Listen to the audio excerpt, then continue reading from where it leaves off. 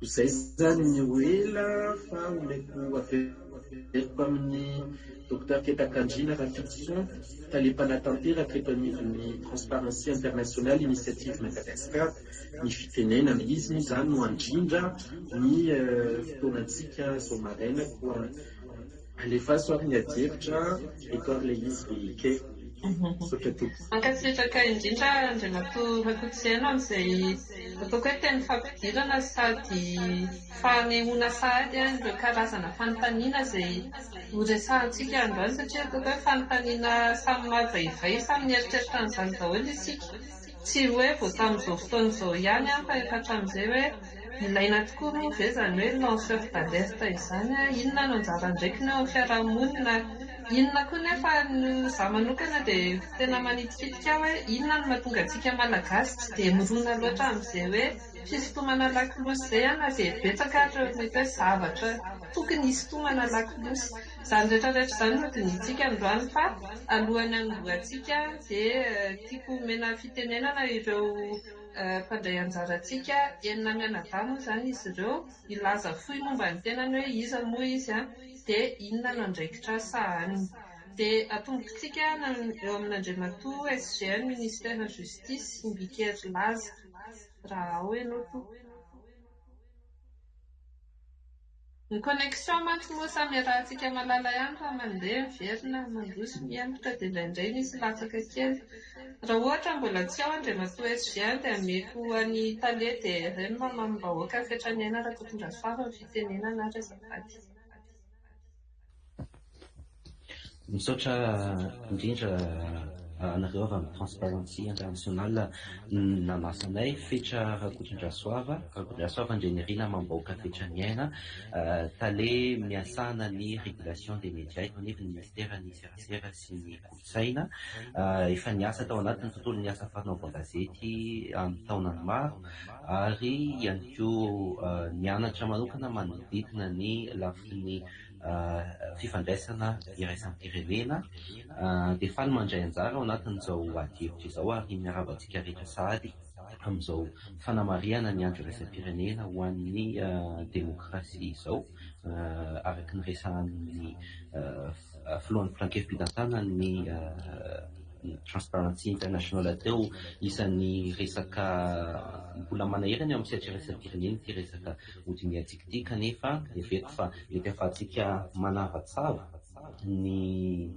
mandiny ny loha hevitra io ny fifanankalozan-kevitra izay ho ataontsika ty androany ity. Izay angamba aloha ny fampidirana avy aty amiko averiko amin'ny ia mankasitraka indrindra Tale metsika ny Ramatoa Lova Ravava Rakotondravony ny fitenenana ary arabanao Lova. Oui, merhaba kely merhaba ny vahiny rehetra eto amin'ny fandarana androany dia merhaba ihany koa anareo manaraka mpifandarana Lova Rabary Rakotondravony araka ny teneniko eto mpanao gazety sy mpampiofy mpanao gazety amin'izao fotoan'izao dia tonian'ny fanoratana eo amin'ilay site web d'information 24/24.g solontenan'ny radio BBC Afrika ihany koa eto Madagasikara sy ny agence Reuters dia araka ny lazaiko teo hoe mpampiofy mpanao gazety anisan'ny bénévole ao anatin'ilay fikambanana Action Média Francophone fikambanana anankiray mampivondrona mpanao gazety maromaro avy aty amin'ny firenena francophone dia mizaratra kefa amin'ireo mpanao gazety tanora manerana ny firenena francophone indrindra moa zany ny mpanao gazety aty Afrika. Niofana manokana ho an'ny fanaovan-gazety izalana ny tantara ary ny fitantanana ny fanaovan-gazety. Izay ny mbalo dia resaka tsika rehetra. Ok, sovaindreka aloha anesika ny mbola tiana raha velovary misandray ara ny fitenenana fampidirana. Ia, miarabantsika rehetra ary misaotra ny Transparency International Initiative Madagasikara amin'ny fanasana. Ny tenako moa zany mbola tiana raha velovary misa fantatra amin'ny tolona amin'ny resaka fiarahamonim-pirenena indrindra ataontsika hoe eo amin'ny resaka zon'ny olombelona sy zon'ny olona manana fahasembanana sy manana fahasamihafana amin'ny andavanandrom-piainako dia misahana andraikitra maromaro anisan'izany sekretera mpanatanteraka ny coalition des radios Madagascar, dia filoha mpanorona ihany koa ny autisme Madagascar, dia anisan'ny mpanorona ny mouvement ny Finakanga izay miady ho amin'ny dépénalisation ny avortement eto Madagasikara. Ankoatran'izay manoratra kronika ihany koa amin'ny l'Express de Madagascar, mitondra ny lohateny hoe texto de Ravel, mampianatra ihany koa eny amin'ny anjerimanontolo. Misaotra betsaka anareo dia faly hifampitafa amintsika rehetra. Mankasitraka mbola tiana omenanao indray ny fitenenana Thomas Rielson Espérant Christian.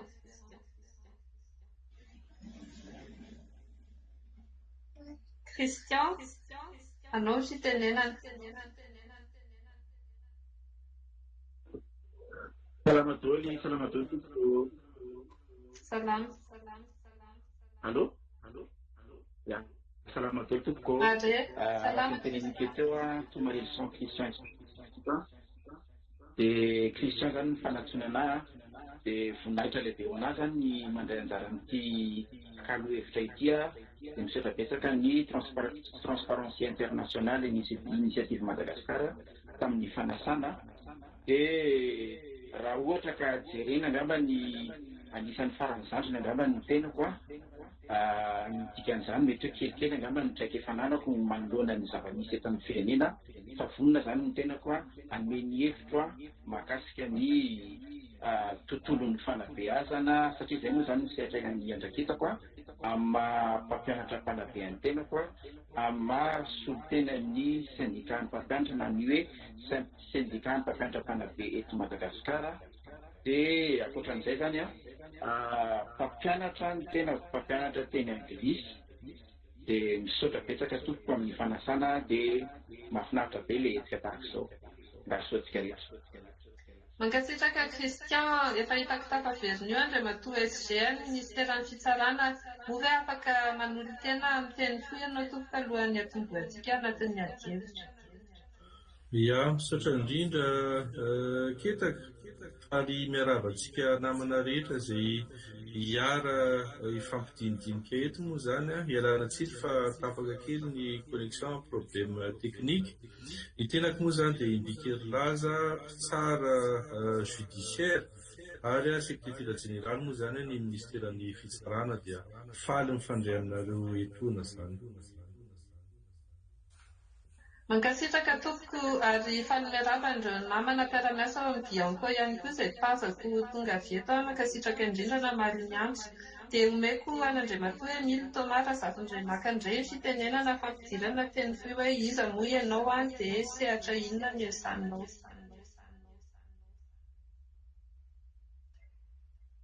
Mbola tsy mandeha ny micro-any Thomas Fady.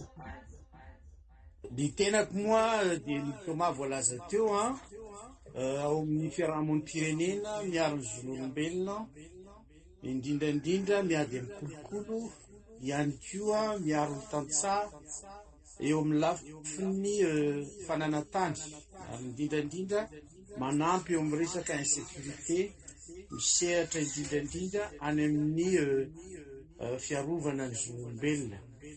Lanceur d'alerte tokoa ary miara-miasa amin'ireo sampandrara izay voatonona teo ny fitsarana, ny kolikoly, ny administration rehetrarehetra amin'ny ankapobeny zany dia any amin'ny faritra atsimo ny tena andraisako andraikitra na dia nanerana ny Madagasikara ny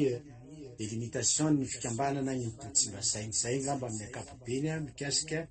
ny tenako izay mitarika anio fikambanana ny Tsimbasainy.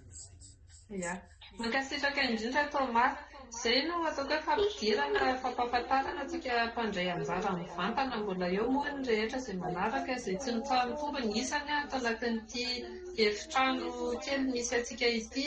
ary eo anatin'ny Facebook ihany koa izay mandeha mivantana izao fandaharana izao. Fanontaniana voalohany dia tiako hitodika amin'ireo solotena ny fanjakana izay nasaintsika eto androany. Andriamatoa Tale SGN ministeran'ny fitsarana, Andriamatoa Tale DRM, inona rehefa miteny isika hoe lanceur d'alerte, inona no voalazan'ny lalàna mikasika an'izy ireo, moa ve malalaka ny rehetra hanao an'izany hoe lanceur d'alerte izany rehefa mahafantatra zavatra atao hoe tsy ratsy ny ohatra na tsy manaraka ny lalàna ihany koa eo amin'ny asany izay, moa ve malalaka inona voalazan'ny lalàna amin'izay, sa misy kosa ataoko hoe fetreta mipetraka ny lalàna na hoe famerana anatin'izay lancement d'alerte izay. Andriamatoa SG no voalohany dia avy eo Andriamatoa Tale dia misaotra misaotra indrindra tompoko. Marina tokoa fa amin'ny firenena demokratika toy ny Madagasikara izao dia ilaina, tena ilaina tokoa zany ny antsoina hoe lanceur d'alerte, satria manampy be dia be zany ny ataontsika hoe ny atao amin'ny fitsarana indrindrandrindra sy ny mpiara-miasa aminy mba hampafantatra aloha ny zavatra misy rehetra, dia raha tsika mahafantatra fa lavitra ny eto Madagasikara mipariparitaka ny toerana rehetra, mety tsy ho fantatra ny zavatra misy, dia tena ilaina izay fiara-miasa izay. Ilaina ihany koa ny mahafantatra ny zavatra misy rehetra eny amin'ny fiarahamonina, satria rehefa anatin'ny fitondram-panjakana ianao dia tsy tokony ho atao mihitsy izany hoe tapaka ny fifandraisana amin'ny mpiarabelona, indrindra izany fa amin'ny mpiarabelona malagasy izay any anatin'ny fiarahamonina rehetra any. Misy anefa ny zavatra voafaritra ny lalàna zany ny hoe ny fomba ahafahana manao an'izay sy ny zavatra tsy tokony ho atao, dia raha tsika mahafantatra angambany fa ny fampafantarana ny zavatra efa hita hoe marina, izay zany no eken'ny lalàna. Eo ihany koa zany tsy eken'ny lalàna ny zavatra mety manohintohina, ohatra ny filaminam-bahoaka, mety manohintohina ihany koa ny voninahitra mahakasika ny olona anankiray zany. Mangatsiako Andriamatoa Tale dia inona no mety hoe azonao anampiana an'izay apetrako manokana aminao fantaniana, satria fantatsika hoe ianareo amin'ny MCC dia nanomana ilay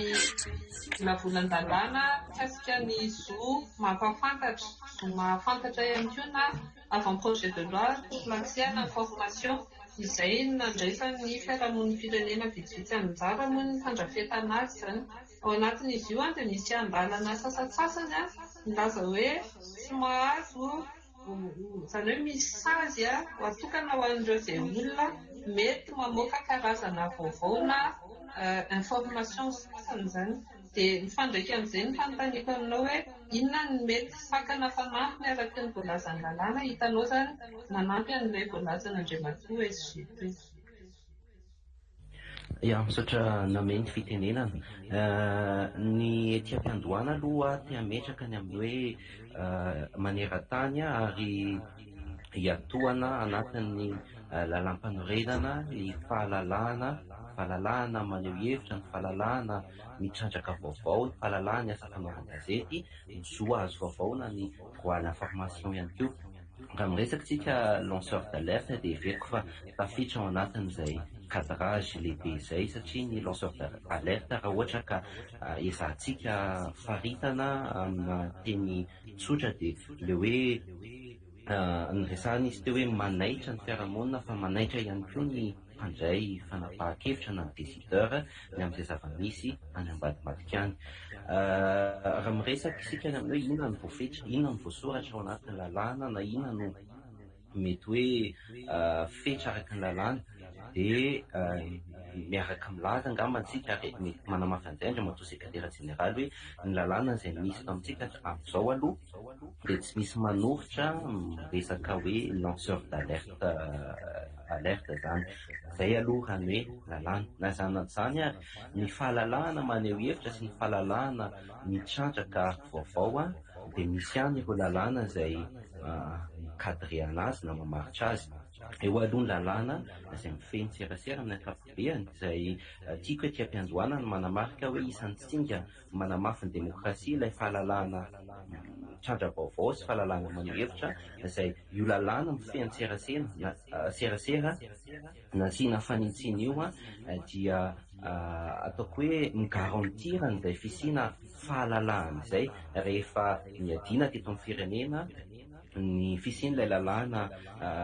2016-029 dia niresahana hoe liberticide dia ilay lalàna vaovao izay ho promulgué afaka fotoana fohy no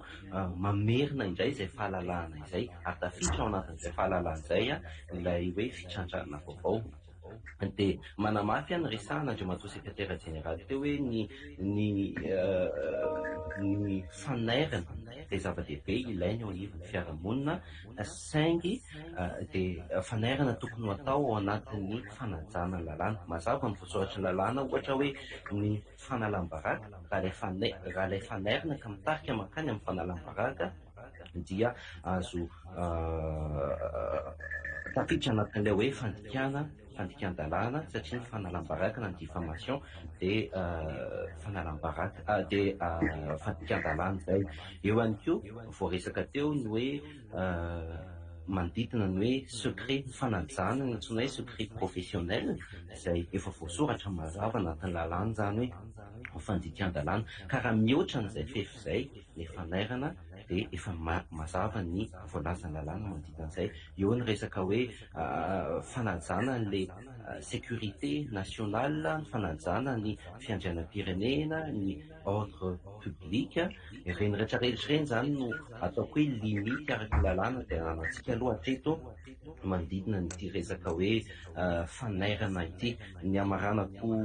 azy fotsiny aloha ngamany hoe ho ahy manokana na ho anay manokana ilay fanairana dia tokony fanairana mankany amin'ny hoe hanampy ny mpandray fanapahan-kevitra na décideur mba handray izay fanapahan-kevitra tokony ho raisiny amin'ny fotoana tokony handraisany azy. Izay no tokony ho asa izay atao anatin'ny hoe ataon'ny lanceur d'alerte fa tsy tokony mikendry fotsiny amin'ny hoe mety hoe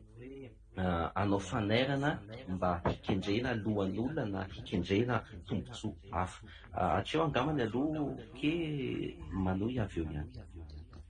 Ia, mankasitraka indrindra anareo mirahalahy nanao an'izay faneho-kevitra voalohany izay. Amin'ny lafiny ara-teknika iangaviana isika izay tsy miteny zany mba hanapika ilay micro satria manjary misy écho be any amin'ilay fandefasana mivantana amin'ny Facebook iarana tsiny satra meloa. Izay zany no hoe voalazan'ny lalàna hoy isika todika amin'ny ireo ataoko hoe lanceur d'alerte izay ananantsika eto ato anatin'ity panel ity indray mbola tiana Christian Thomas. Mora ve ny manao an'izany hoe lanceur d'alerte izany, mora ve ny manaitra fiarahamonina eto Madagasikara, inona ny ataoko hoe fahasahiranana hitanareo ao anatin'ny izay tolona hoentinareo izay satria samy hitanay eny anaty gazety na amin'ny tambazotra sosialy ohatra hoe Christian manao fitakiana amin'ny anaran'ny mpampianatra amin'ny sehatry ny fanabeazana moa io zany. Misy zavatra tsy mety eo dia tiana hitsy ny dikany. Mbola tiana efa nilazainy teo amin'ny sehatra maromaro manao an'izay fanairana izay ihany koa. Thomas moa dia efa niditra ponja mihitsy io antony fanairana ataony io inona no traikefa sy ataoko hoe zavatra efa niainanareo afaka zarainareo amin'ny fijery antsika mikasika an'izay, inona ny fahasahiranana, inona koa ny zavatra ilainareo. Mbola tiana ny voalohany. Ia, misaotra betsaka eo amin'ny fitenenana. Araka ny voalaza teo moa zany dia hoe misy ny lalàna izay mipetraka ary ilaina ny fahalalana anazy sy ny fanajana azy. Ny zavatra tiako apetraka fotsiny anefa dia hoe ety am-boalohany ny lalàna hatramin'izay tsy niova raha tsy nisy contestation andreo lalàna ireo. Ny zavatra rehetrarehetra zany dia tokony miova arakaraka ny zavatra misy ao anatin'ny fiarahamonina mba entina hanatsara ny fiarahamonina na ny lalàna à une loi injuste nul n'est tenu d'obéir. Fa raha tsy nanao an'izay ny fiarahamonina nizaniza fiarahamonina teto ambony tany dia tsy nisy fanatsarana na fiovana ireny lalàna ireny. Araka ny tenenina teo moa zany hoe ohatra ilay loi liberticide nitenenitsika teo raha tsy nisy ny contestation dia tsy nisy ny zavatra miova. Ny tiako apetraka koa dia hoe ankoatran'ilay lalàna apetraky ny fanjakana sy ny fitondrana fanesy dia misy koa ilay lalàna apetraky ny fiarahamonina izay tsy voasoratra kanefa tena miantraika be aty amin'ny lanceur d'alerte. Ohatra ny fiarahamonintsika aloha zany dia fiarahamoniny enatra, dia fiarahamoniny tahotra, dia fiarahamoniny fady. Dia arakarak'ilay zavatra tianao ho tenenina no amelan'ny fiarahamonina anao na tsy anao an'io zavatra io. Ohatra raisiko fotsiny izany hoe misy zao ny lalàna izay mametraka fa tsy azo atao ary mahavoagadra ny fanatsarana voaka. Na inona antony na eo ary ny hoe voaka mety hahafaty na voaka vokatry ny fanolanana ohatra. Dia ny fiarahamonina mametraka an'izay ho fady, voalohany aloha tsy mahazo resahana, fa ankoatran'izay amin'ny mahavehivavy dia mametraka ny fiarahamonina fa misy karazana tolona tsy mahazo tenenin'ny vehivavy satria fady. Dia eo zany ilay hoe ny lalàna apetraky ny fiarahamonina koa dia mametraka an'izay fahasahirana an'izay. Ankoatran'izay hoe misy tematika zany tsy mahazo resahan'ny vehivavy. Eo koa ilay hoe amin'ny fomba ahoana ny anehoanao anazy eken'ny fiarahamonina ve sa tsy. Tadidiko tamin'ny andron'ny Wake Up Madagascar dia nanao hetsika ohatra hoe teny teo anoloany ny Ambotsokohatra tsika zany. Tena nangananga-tanana nanao ohatran'izao. Dia eo ilay hoe inona koa ny dikan'izany, fa maninona zao raha tsy manao an'izay aloha, dia inona koa maninona ireo matoritory eo amin'ny tany ao, inona ny dikan'izay.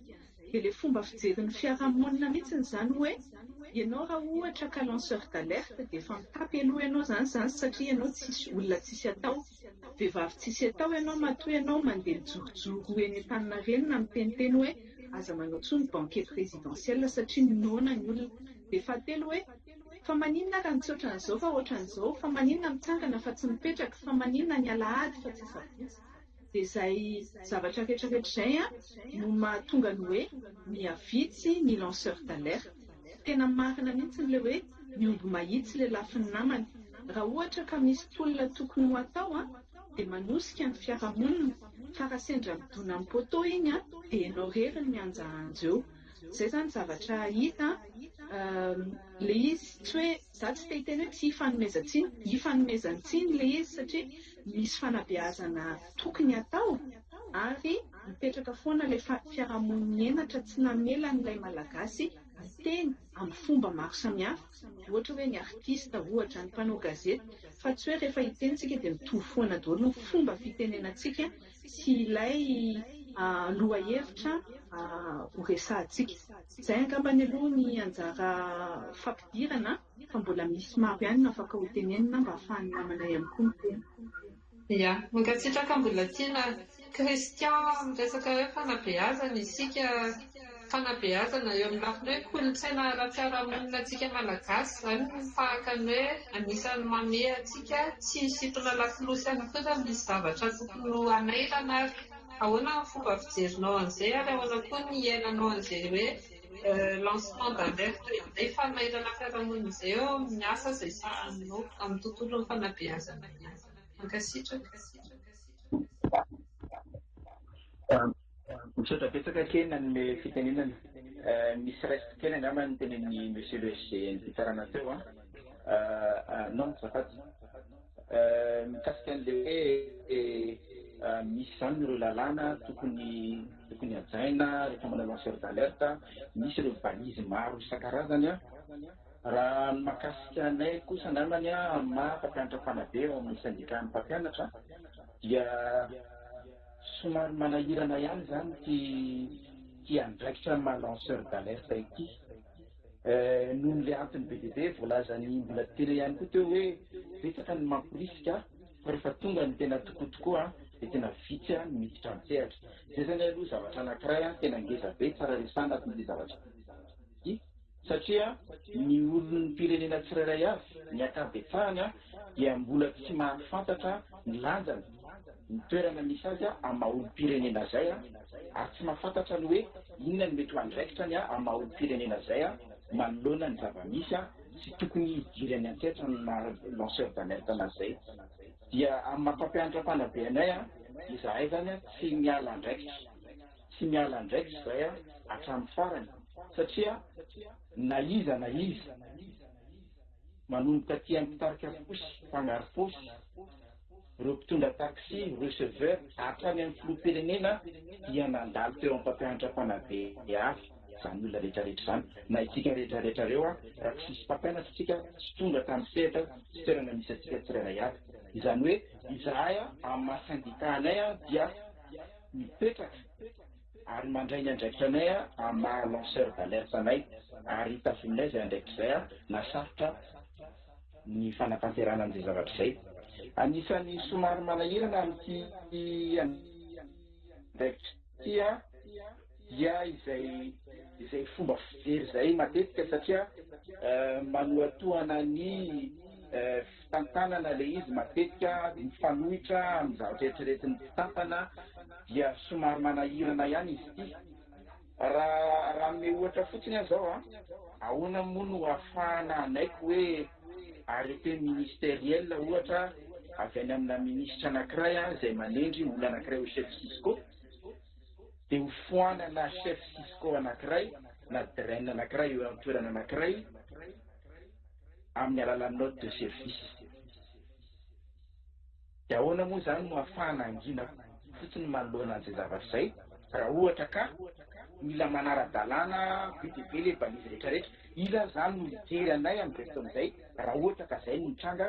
amin'ilay zavatra ataony olona mpitondra eo izany le tena dia amin'ny mampampianatra-panabe anay adidinay izany ny manabe ireo tanora mba olom-banona amin'ny fotoana izay andraisany andraikitra eo amin'ny fiarahamonina. Ho an'ny simplement ny fanabeazana izany dia fototry ny fampandrosoana ny firenena anankiray satria raha olona vado dia tsy misy fampandrosoana misy anatin'ny firenena anankiray. Sady ditsika fa ny olona anankiray dia objet sy sujet de développement. Dia ny fampidirana fotsiny angambany avy aty amina dia izay fahasarotany izay asa amin'ny maha-lanceur d'alerte zay eo anivony ty sehatra misy anaty izany sehatra ny fampianarana sy fanabeazana. Sady tsika angambany fa anatin'ny herintaona sy tapany dia ny solo ministra indimy izahay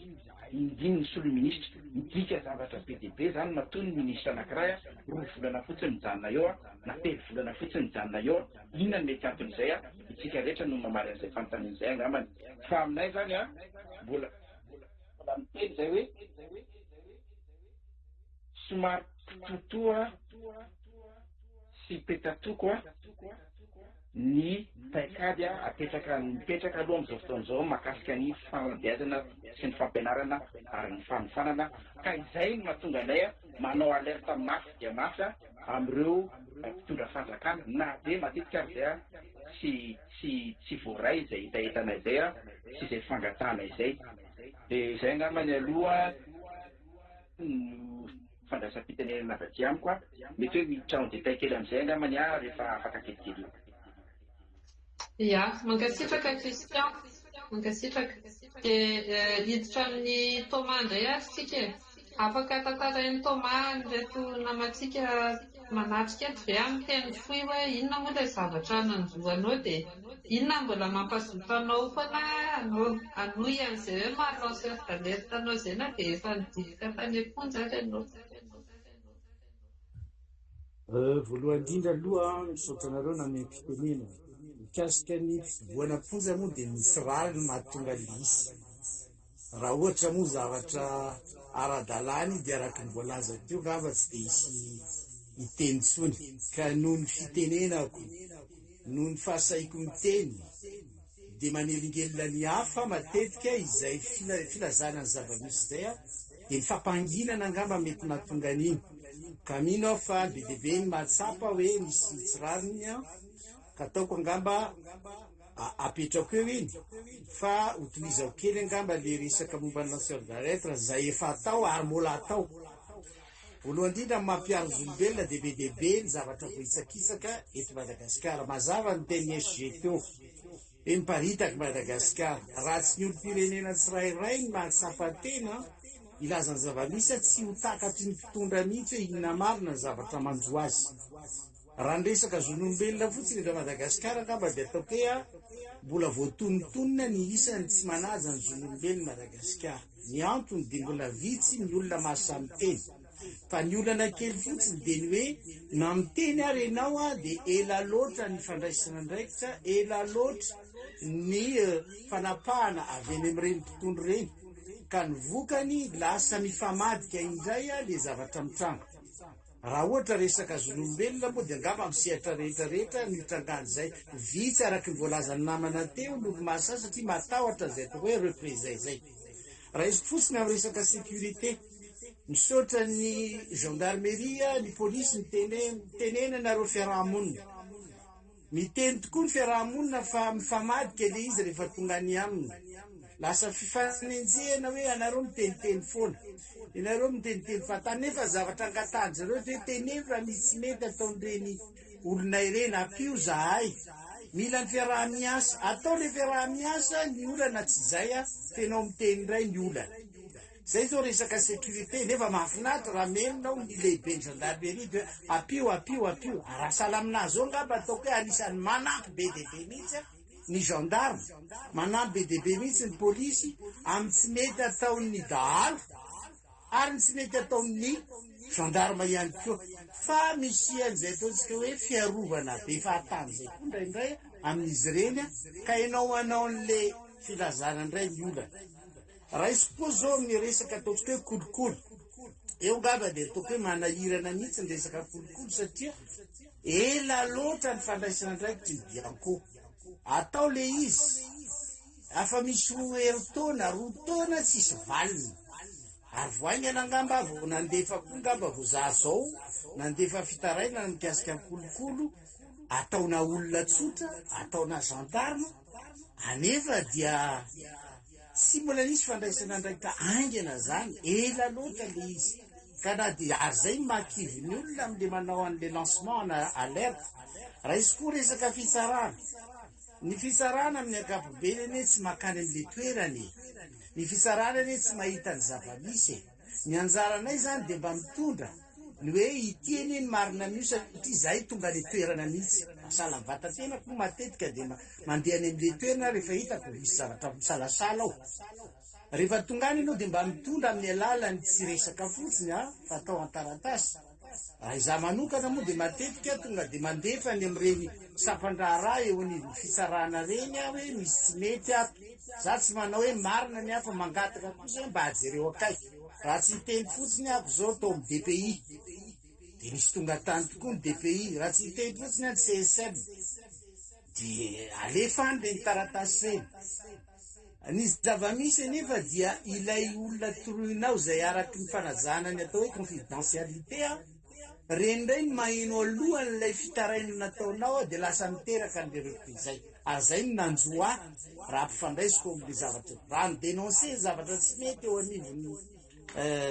gendarme sy ny fitsarana ny tenako, lasa izany ray no lazaina fa ity hiranamana ty tena mitory, hiranamana ty mitaraina. Ny mahagaga anahy fa ahoana no eniny alohan'ny fotoana ilay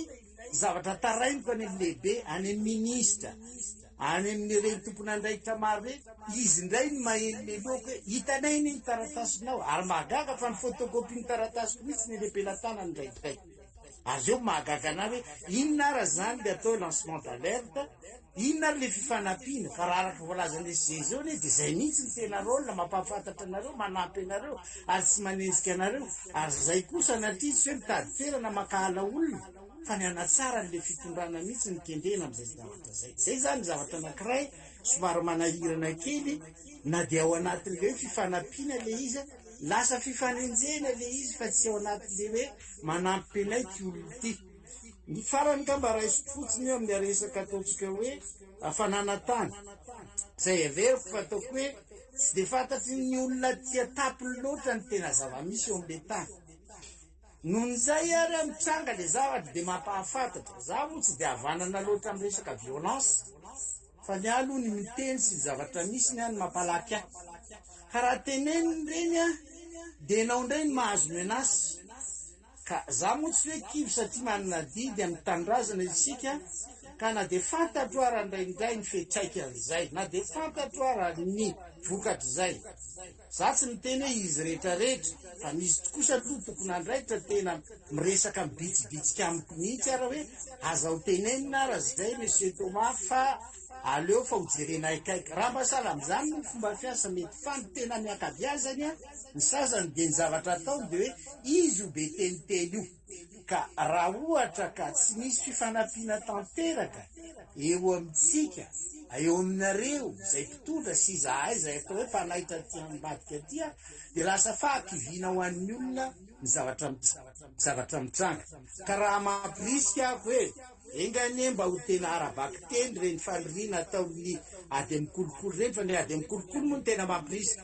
fa raha nisy zavatra nanjoary mialatsina aizy moa zao le bianco zay nisan'ny nampirisika anahy hoe manaova alerte anao Monsieur Thomas rehefa nisy zavatra nitranga mba ao ambadiko very zareo mireny zavatra reny sa dia miainainy fotsiny zay ngamba ny zavatra kely anampitiko mitovy am'izay koa ny fitsarana iza moa tsy mahalala fa na dia ny minisitry ny fitsarana dia miteny avao ty fitsarana ty ary mahafinaritra ny teny minisitry ny fitsarana am'izao fotoana zao fa aiza ho aiza rehefa natanterana an'le izy ary am'izao fotoana zao raha miteny ianao dia inona zavatra hoe fanenjehana mpitsara tsy fanenjehana mpitsara rehefa tena mahatsapa misy zavatra tsy mety ao alefa any amin'ny filohan'ny repoblika moa reny indraindray alefa amin'ny premier ministre moa raindray rehefa tsy mahazo valiny amin'le ministera mivantany ianao ka izay ngamba natao hoe tokony hifanampitsika ahatonga le lanceur d'alerte ho tena hanana ny toerany amin'ny fanajana n'ilay voalaza n'le ranamana teo hoe zay kosa ngamba tsy dia amin'le fandikan-dalàna eo amin'ny fifanampiana ny tena kelenay misaotra anareo fa zay ngamba ny sehatra efatra zay endreketako ka mahatonga anahy mampiray fitenenany amin'ireo sehatra efatra reo dia ny zolombelona kolo tsy fadiam-pahalemana ary amin'ny fanairana amin'ny resaka fangalarantany. Makasitraka Thomas izay fizaranany traikefanao izay sy ireo fanontaniana maro izay mbola hiverenantsika rehefa avy eo mikasika an'izay hoe ahoana tokoa moa ny ataon'ny fitondram-panjakana izany manoloana an'ireo hoe tokony isian'ny fiaramiasa eo amin'ny fiarahamon'ny firenena sy amin'ireo mpisintona lakiloha satria tsy voatery ao anatin'ny hoe association na ONG foana ny ireny olona ireny fa misy mandeha singan'izy indray sy ny fitondram-panjakana izany hiverenantsika izay avy eo fa hitodika amin'ny lovaravary rakotondravony ary aho hoe betsaka nefa sehatrasany resahantsika teo hoe misy ny lanceur d'alerte fa ho anahy manokana raha mijery dia ny mpanao gazety no nisan'ny lanceur d'alerte voalohany indrindra satria izay ny asany aloha mikirakira vaovao ka raha mahita vaovao izy tokony ho ambara isotonana ny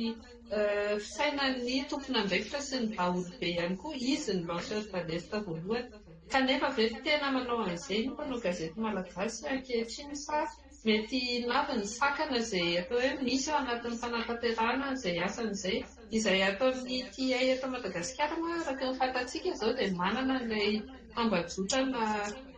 mpanao gazety mpanatsikafana na hoe journaliste d'investigation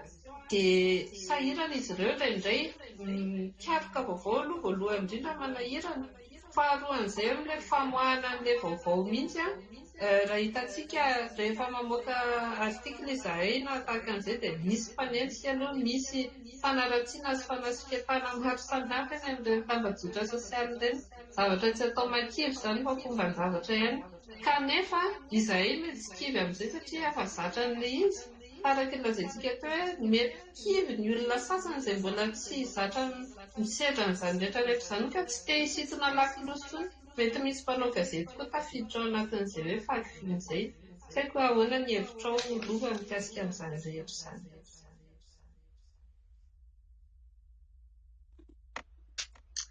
Misaotra kely araka ny maheno araka ny tenenina kely teo hoe ny mpanao gazety dia anisan'ny lanceur d'alerte voalohany faisiko ny tenenina kely teo ilay fandikana lezo misintona lakibosy tena hoe asan'ny mpanao gazety mihitsy ilay misintona lakibosy tafiditra ao anatin'ilay hoe fiarovana ny sotoavina demokratika mampafantatra ny zava-misy miafina any ambadika any sy afina fena any ambadika any mampiseho an'izay ohatra hoe raha misy vaovao ofisialy anankiray dia iny anao ambadika ny vaovao ofisialy iny dia nandraikitra mpanao gazety izay ary asan'ny mpanao gazety manao ny asany aloha ny mpanao gazety eto Madagasikara amina zavatra takireny fa voafetra ihany rehefa mpanao gazety manao ny asany ny resaka keto hoe voafetra amin'ny alalan'ny fitaovana resantsika izay voafetra ihany koa amin'ny alalan'ny lalàna sy amin'ny fitsipika ihany koa ny fean'ilay asa fanazarana izany azy anefa aloha ny zavatra tokony ny tiako tenena sy tokony fantatry ny mpamaky sy ny mpiaino sy ny mpijery an'ireny gazety fena ambadiky ny zavatra rehetra lahatsoratra rehetra avoaka ny mpanao gazety misy vaovao foana misy vaovao ny fomba moahana azy no mety tsy amin'ilay itiavany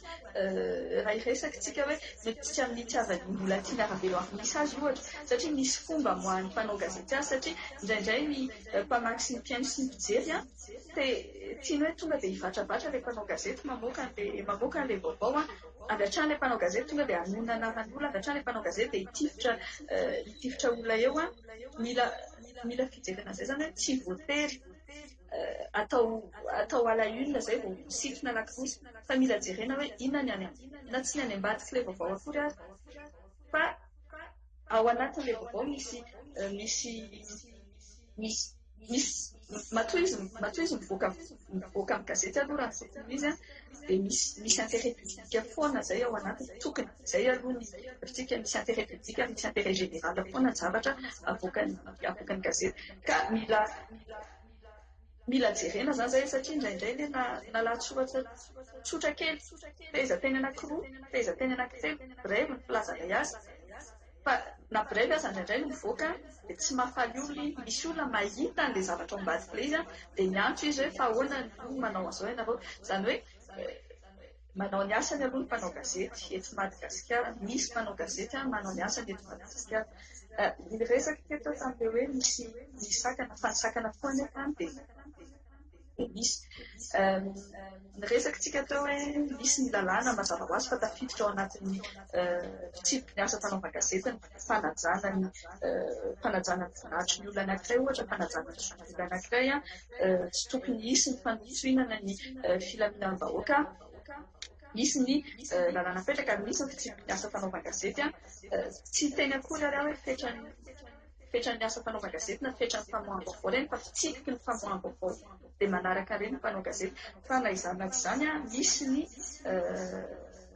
lalàna azo lazaina ihany koa hoe tena sakana mihitsy araka ny resantsika teo hoe araka ny tenenina teo hoe edina dia miady aloha zay vao miova le lalàna dia misy lalàna napetraka raisitsika le article tsy tadidiko tsony le izy article le resaka momba benedivana be tao dia namboary ny HCC moa izy fa somary nitazohy ny HCC ihany le izy le resaka hoe zavatra mivoaka anaty fivoriana huis clos sy ny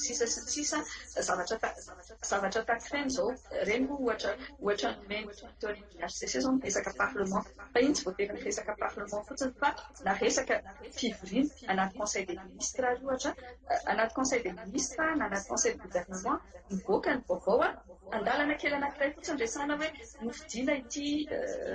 nolanina nandritra ity conseil des ministres ity décret ity rehefa avy eo tsy fantatra tadiavina takina fitadiavana iny décret iny na iny projet de loi iny sarotra ny mahita azy rehefa avy eo ianao anatin'le mety hoe anaty conseil des ministres anaty conseil de gouvernement zay moa ny ohatra ho mety mety hoe misy lanceur d'alerte ao anatiny ao miresaka amin'ny mpanao gazety fa eo no mipetraka rehefa notaniana hoe tafiditra ao anatin'ilay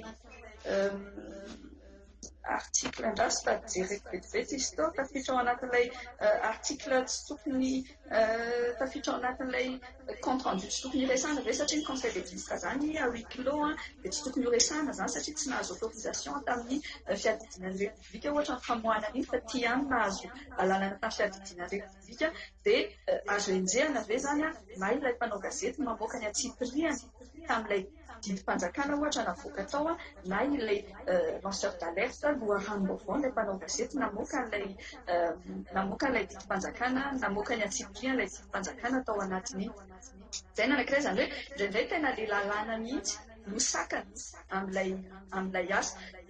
Misy karazana olona hoe misy lalàna izay eken'ny mpanao gazety satria tafiditra anaty etika ihany koa dia ohatra hoe tsy tokony hanalana baraka olona anankiray, tsy tokony hanotoinana ny voninahitry ny olona anankiray na tokony hijerena ihany koa ny filaminam-bahoaka sy ny sisa fa misy lalàna napetraka mihitsy natao ho sakana amin'ny famoahana ny vaovao. Izay anankiray. Ny anankiray sakana anankiray ihany koa miresaka teto tamin'ilay hoe famoahana ny fitaovana entina mamoaka ny vaovao. Miresaka momba ny réseau Mal teto misy ihany koa ny gazety trandraka izay avoakan'ny UNESCO izay manome sehatra ny mpanao gazety ahafahana manao an'ilay asa, ahafahana mamoaka ankoatra ny gazety voaka andavanandro izay indraindray somary manahirana kely ihany ny mamoaka an'ilay izy satria voalohany indrindra matetika moa miresaka dia hoe sakana ny mpantana ny gazety, ny tompon'ny gazety, fa eo ihany koa nefa io moa raha tsika mahafantatra hoe ny ankamaroan'ny gazety eto amintsika dia mpanao politika natao ny sasany tsy izy rehetra kosa aloha natao ny sasany dia arovana ny tombotsoana mpanao politika, ampiasaina anaovana propagande na mpanao politika natao hiarovana tombotsoa ekonomika, natao hiarovana tombotsoana politika dia efa fantatra amin'ny aloha izany hoe inona ny azo resahana, inona ny tsy azo resahana ao anatin'ity gazety ity na izany izany aza. Tsy raisina tanteraka amin'izay foana foana izy fa misy ny hoe azo resahana amin'ity gazety ity, tsy azo resahana ary amin'ny gazety ry dia eo ihany koa mahatsara aloha amin'izao fotoana izao hoe maromaro ny gazety misy eto Madagasikara ahafahana mamoaka ny izy fanazana izany ary azo lazaina hoe sakana ihany indraindray rehefa na tsy misy ataontsika hoe tsy misy intérêt politika rovana ary ilay tompona gazety fa rehefa avy eo ambadika iny misy an'ilay hoe raha toy ianao ka mamoaka an'ity vaovao ity dia indraindray tsy letony ny fanoratana ao anatin'ilay gazety tsony fotsiny no atsony tompona andraikitra sasany mamoaka an'ilay vaovao fa avy hatrany dia tompony dia ny fampitahorana voalohany raha ataontsika hoe fampitahorana voalohany dia hoe redressement fiscal, fanenjehana miresaka hetra, somary takonana ny amin'izao, akatona sanatry ny vavany ny orinasa dia misy an'izay tahotra anankiray izay koa ambadika izy nefa irantsika malala fa matetika ihany koa ny tompona orinasa gazety eto Madagasikara dia tompona orinasa satria izay manambola fanaovana gazety eto Madagasikara mila moyen afahana na dia afahan'ny mpanao gazety mandeha mikaroka vaovao sy mandeha manao investigation sy sisa mila moyen dia matetika olona mpanambola manana orinasa dia izy dia tsy maintsy mijery amin'ny koa izy hoe amoaka an'ity vaovao ity ve fa ny risque amin'izay fotoana izay dia orinasa tanteraka mihitsy no mikatona tsy misy ahafahan'ity orinasa anankiray ity mampidi-bola intsony rehefa mikatona izy anisan'ny tsy dia mampidi-bola ny orinasa gazety eto Madagasikara dia matetika ny ankamaroany subventionné ny orinasa hafa na misy fomba ahitana hoe ohatry ny ahoana ny anaovana azy dia eo koa izany sakana anankiray mahatonga an'ilay hoe amin'ny famoahana an'ilay vaovao somary manahirana kely ny mpanao gazety fanazana izany ary averiko menteneny tery amin'ny tery hoe tsy voatery foana nefa ny mpanao gazety rehefa mamoaka vaovao tonga dia mitifitra avy hatrany fa misy fomba amoahany mpanao gazety an'ilay vaovao ka eo koa indraindray no ilana marina fa mamoaka gazety mamoaka vaovao ny mpanao gazety fa eo ihany koa indraindray no ilana ny leader d'opinion sy ny influenceur mizara n'ireny vaovao avoakan'ny mpanao gazety ireny ary mametraka an'ireny hoe tahaka izao ny ambadika sy ao anatin'ireny izany. Ankehitriny aloha ia betsaka tokoa ny ataoko hoe parametra tsy hitako izay ilazana azy rehefa miteny malagasy mila jerevana ao anatin'ilay hoe fanahirana izany sy fisintomana lakinosy atao izany fitandrovana ny lalàna sy ny sisa etsy andaniny eo ihany koa ny resaka hoe kolontsaina sy fiarahamonina ny resahana namantsika teo lafiny hoe fahantrana ara-pahabeazana mety tsy mahatonga ny olona manana izay réflexe citoyen izay koa hoe amaolo-pirenena andry manana adidy aho eo amin'ny fiarahamonina no an'izao zao e. Dia iroso tsikelikely makany amin'ilay hoe fijerenany hoe inona no mety ho vahaolana amin'izao ataoko hoe fotoana manahirana ihany ilay izy maninona no milaza hoe manahirana satria raha nisy samy manara-baovao moa tsika faraparany teo ao anatin'izao hoe contexte-na Covid-19 misy antsika izao dia misy ny olona nanao lancement d'alerte situna lakolosy ohatra tsy asika an'ireny hoe tsenam-barotra misy volabe nandeha zany misy ny atao hoe conflit d'intérêt amin'ny tompon'andraikitra samihafa ihany koa ireny ange ny lanceur d'alerte no namoaka an'ilay izy tsy isika tato amin'ny fiarahamonim-pirenena tsy hoe olona isa fa olon-tsotra any anatin'ny administration any mahafantatra an'ilay zavatra mahita an'ilay zavatra niseho ary tsy mandry ny eritreritra fa hoe tena tsy mety ty raha tsy lazay izay ilay miainga amin'izay hoe fahatongavan-tsaina izay zany ilay izy. Dia ny fanontaniako apetrako amintsika rehetra ireo tsika mpandray anjara zany hoe dia hipetraka eo amin'ny toeran'ilay olona satria ny olona iny dia voalaza tsara mihitsy tao anatin'ny filazam-baovao rehetra sy ny sisa hoe atao azalambo ilay olona karohana maro zany hoe iza ny sahana moaka n'iny facture iny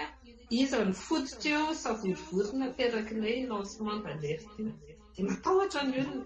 dia ary tsika hipetraka eo amin'ny toeran'ilay olona nenay moa dia atao mity ay ady amin'ny kolokolo ilay atao ary io anisan'ny tena maro satria tsy misy olona samy sitina lakolosy mihitsy izahay isan'andro miandry foana ireo olona lazao raha mahitinareo etsetra fa vitsy dia vitsy ny sa ka ndeha ary lazaina hoe za mpiasa fanjakana ao anatina administration anankiray ministera anankiray mahafantatra zavatra ary tena ataoko hoe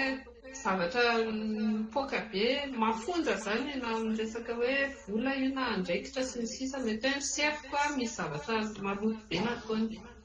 move zany voafehan'ny mety hoe statut mahafonctionnaire ny tenako sa voafehan'ny lalàna izay resantsika teo sa ny eritreritra maolo-pirenena any tokony hitondra azy izay mantsy ny lohateny'ity débat-tsika ity amin'ny teny frantsay hoe les lanceurs d'alerte entre devoir moral et restriction légale ka izay hoe devoir moral izay no tiako hisintomana antsika hoe izay zany ilay zava-misy za mpiasa fanjakana dina raha ny zavatra tokony ataoko manoloana an'izay tranga-javatra izay angina sa hiteny ahoana ny fijerinareo an'izay raha miteny inona koa mety fiarovana iza no mety hiaro inona ny dispositif na disposition légale afaka hiaro eo mantsy ny fifanoherana kely amin'ny resaka lalàna satria raha mijery amin'ireny déclaration universelle des droits de l'homme ireny isika dia voafehy tsara ao fa voafototry ny tsirairay ny miteny liberté d'expression sy milaza vaovao ihany koa ary manome vaovao marina io kosa aloha dia apetraka fa tsy mipetraka any anatin'ilay ono sy diffamation sy fanasiketanatsika zany fa ndeha everina hoe tena marina ilay zavatra fantatro dia moa hoe tsy manana adidy zany hiteny amin'izay sa hoe inona ny ambony zany ilay devoir moral na dia ilay adidiko amin'ny maolo-pirenena sa ireo fepetra mifeha amin'ny mampiasa-panjakana izay zany mba ataontsika hoe étude de cas izay apetraka aminareo izay fa aloha mantsy ilay izy atao zavatra concret tahaka amin'izay ahafahantsika mijery vahaolana hoe inona ary ny azo atao raha misy zany tranga izany dia eo moa bianco miaraka amintsika etany koa dia mba angatahako ry zareo an'ilay fitenenana rehefa avy eo hoe anazava kely amin'ireo mpandray anjarantsika rehetra any koa hoe inona ny fiarovana omeny lalàna 2016-020 moa an'ireo olona izay te hanao lancement d'alerte amin'ny resaka ady amin'ny kolokolo manokana zany dia misokatra amintsika amin'ny fitenenana manangatana ny ohatran'izao fotsiny nareo rehefa te hiteny dia mety fitenenana azafady ia tany dia ireny mahavoalohany dia Christian avy eo ia misaotra nome fitenenana avy hatrany dia te